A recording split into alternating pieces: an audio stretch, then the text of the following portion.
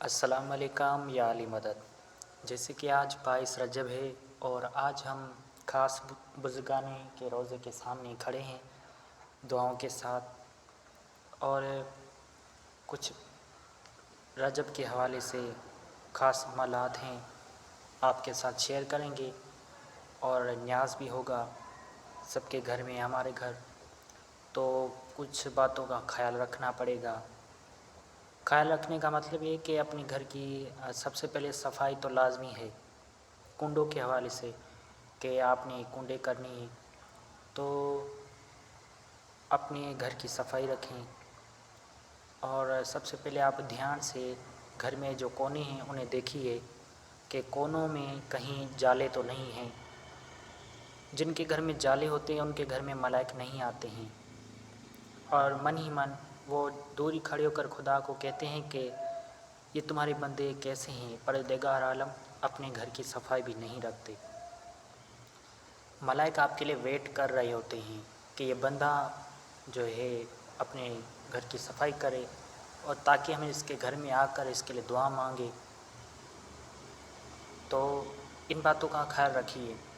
دوسری بات، یہ رجب کا مہینہ جس میں 22 رجب کو ہم نیاز امام جعفر صادق علیہ السلام کرتے ہیں، وہ ہے کہ ایک کہانی ہے، کافی کتابوں میں آتی ہے، ہر کتاب میں اپنی اپنی ایک کہانی چھپی گئی ہے۔ میں نے کافی کتاب پڑھی ہیں، اہل سنت کا بھی کتاب ہے اور اہل شیعت کا بھی کتاب ہے، دونوں میں تھوڑا فرق ضرور ہے لیکن بات ایک ہی ہے۔ تو بس کہنے کا مطلب کہ یہ سلام ہو میرے سردار امام جعفر صادق علیہ السلام پر کہ آپ مدینے سے گزر ہی رہے تھے کہ آپ راستے میں کھڑے ہو کر اپنے صحابہ سے پوچھا کہ آج کون سی تاریخ ہے اور کون سا مہینہ ہے، تو آپ کے اصحاب کرام نے آپ سے فرمایا کہ مہینہ رجب کا ہے اور تاریخ 22۔ تو آپ نے فرمایا کہ اس تاریخ کو اپنی رزق پاک مقدس سے جو خدا کی راہ میں نیاز کرتا ہے تو اسے اللہ پاک بڑی بڑی نعمتوں سے نوازتا ہے۔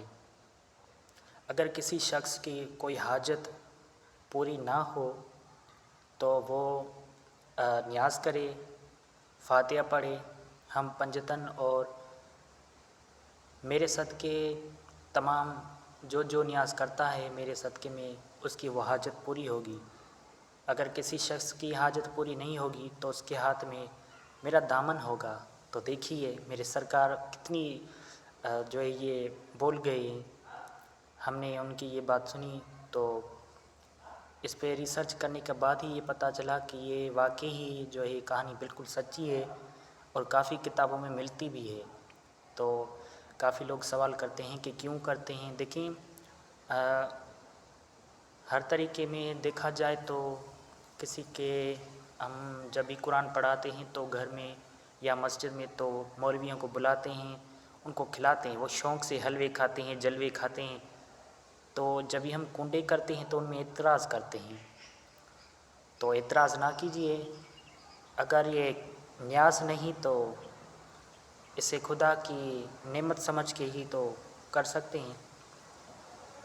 ویسے بھی مخالف بہت ہیں میرے سرکار کے، کافی لوگوں نے اس ٹائم میرے سرکار پر جھوٹ مارا تھا کہ میرے سرکار چوری کرتے ہیں، پھر ان کو کچھ ملا نہیں۔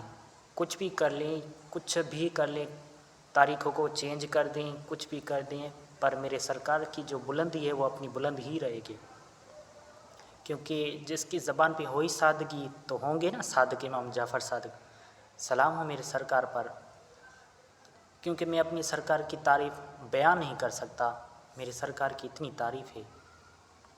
تو خدا حافظ یا علی مدد، اپنی دعا میں یاد کیجیے گا، ہم بھی آپ کو اپنی دعا میں یاد رکھیں گے، اور ڈھیر سارے جن کو بھی کوئی سوال ہو پوچھ سکتا ہے واٹس ایپ پر۔ برائے مہربانی بکواس سوال کے میں جواب نہیں دیتا، جو بھی سوال ہو سیدھا ہو میں جواب بالکل دوں گا۔ اگر رہی بات وہ آپ مجھے بولیں گے کتاب کے حوالے سے تو میں کتاب کے حوالے سے ہی آپ کو پروف بھی دوں گا، اور رہی بات کہ مجھ سے کوئی بکواس سوال نہ کرے، جو بھی ہو کام کے سوالات کریں، اور ساتھ ہی کافی لسٹ آتی ہیں کہ آپ نے دین کے بارے میں بولتے ہیں۔ دیکھیں میں اب ان باتوں پہ نہیں پڑھتا، مجھے دونوں فرقوں سے پیار ہے، اہل سنت سے بھی اور اہل شیعت سے بھی۔ میں یہ دل سے کہتا ہوں اور کہتا رہوں گا، جس سے جو چاہیے وہ جیسا کر لے، اس کی مرضی۔